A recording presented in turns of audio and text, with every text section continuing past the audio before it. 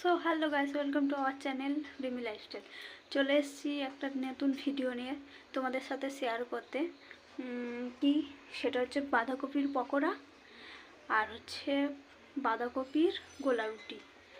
তো চলো দেখে নেওয়া যাক কিভাবে আমি বাঁধাকপির রেসিপিটা করি। চলো দেখে নেওয়া যাক এখানে কি কি আমি উপকরণ দেবো বা দিয়েছি। আমি আগে থেকেই সব গুছিয়ে রেখেছি যাতে তোমাদের দেখাতে আমার অসুবিধা না হয়।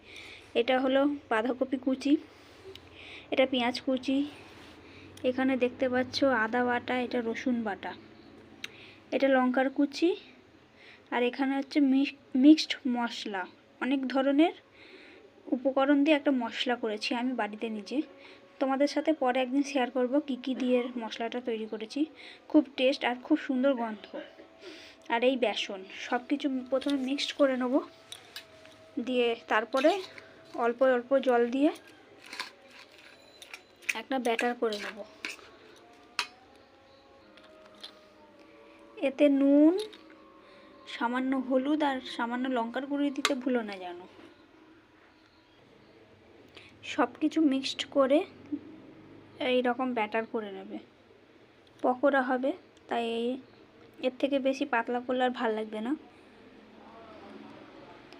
তো চলো এবার কড়াইয়ে দিয়ে ভেজে নেওয়া যাক। এই যে কড়াইয়ে তেল দিয়ে দিয়েছি, দেখতেই পাচ্ছ তেল গরম হচ্ছে। তেল গরম হয়ে গেলে এগুলো পকোড়ার সাইজে করে দিয়ে দেবো। এই যে আমি সব পকোড়ার মতন করে দিয়ে দিয়েছি। তখন দেখেছিলে তোমরা যে আমি কোনটুকুনি ব্যাটার করেছিলাম, তো এর থেকে আর বেশি হয়নি, তাই একসাথেই সব দিয়ে দিয়েছি। এবার আমি একটুখানি চাপা দিয়ে দেবো যাতে হালকা হালকা করে সেদ্ধ হয়। আর দেখতেই পাচ্ছ গ্যাসটা আমার একদম কম। তোমাদের হয়তো এটা খুব বেশি লাগছে, বাট এটা অনেক পুরো কম। তাই এটা এইরকমভাবে একটুখানি হোক, ততক্ষণ আমি অন্য একটা কাজ করে নিই। তো এই ঢাকা দিয়ে দিলাম। 2 মিনিট পরে এসে খুলে আবার ওপিট করব। সো 2 মিনিট পর আমি চলে এসেছি। এই যে দেখতে পাচ্ছ আমি ওপিট উল্টে নিয়ে নিচ্ছি, মানে এপিট ওপিট করে ভেজে নিচ্ছি। সবে ওই পিঠ, এই যে এই পিঠটা দিয়েছি দেখতে পাচ্ছ, এই পিঠটা এখনও হয়নি, লাল লাল করে ভাজা। তা লাল লাল করে ভেজে নেবো। আর এদিকে আমি আমার ছেলের জন্য সুজি করছি। সুজি হয়েও গেছে, এবার ছেলেকে সুজিটা খাইয়ে দেবো। আর ওদিকে ততক্ষণ এটা আরেকটুখানি হোক।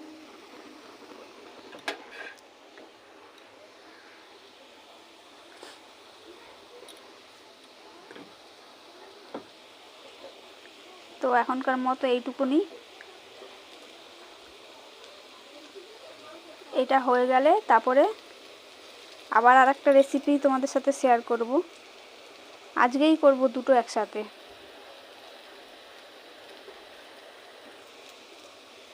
চলো টাটা এখনকার মতন।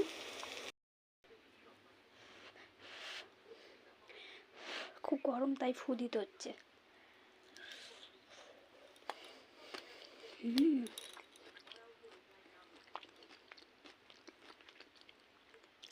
আমার মুখের এক্সপ্রেশন দেখে তোমরা বুঝতেই পেরেছো কেমন খেতে হয়েছে। জাস্ট ফাটাফাটি। তোমরাও চাইলে বাড়িতে করে খেতে পারো সন্ধেবেলায় স্ন্যাক্স হিসেবে, বা ভাতের সাথেও খেতে পারো, অসুবিধা নেই। তো চলো টাটা। এই হলো এক গোলা রুটি টাইপের করব, মানে ওই তেল দিয়ে এর মধ্যে কী কী দিয়েছি সেটা তোমাদেরকে বলে দিই। আমি আগেই দিয়ে নিয়েছি, তা হঠাৎ করে মনে পড়লে তোমাদের সাথে একটু শেয়ার করি। তা দেখো এতে কি কি আছে। এতে ধনেপাতা আছে, পেঁয়াজ আছে, কাঁচা লঙ্কা আছে, আলু সেদ্ধ আছে, আলু সেদ্ধটা ম্যাশ করে নিয়েছি, আর বাঁধাকপি আছে। তুমি চাইলে আরও অনেক কিছু দিতে পারো, যেমন টমেটো দিতে পারো, তারপরে ক্যাপসিকাম দিতে পারো, বিন দিতে পারো, আরও অনেক কিছু। তো আমার কাছে এই কটুকুনিই ছিল। ও হ্যাঁ, ময়দা আর ডিম দিতে ভুলো না যেন, এতে ময়দা আর ডিম ছাড়া হবে না। তো দেখে নিই। আর প্রথমে ভালো করে মেখে নেবে, দিয়ে সামান্য জল লাগবে, জাস্ট অল্প জল লাগবে এটাকে গোলার জন্য। এটা তো পকোড়া বানাবো না, এটা একটু গোলা রুটি টাইপের বানাবো। দেন জাস্ট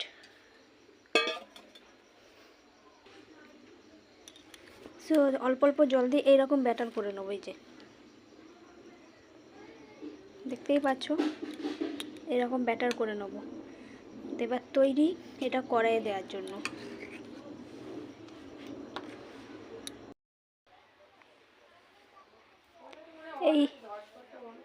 এই রকম করে ভেজে নিয়েছি, দেন সস দিয়ে খেতে হবে। So tata bye, good night.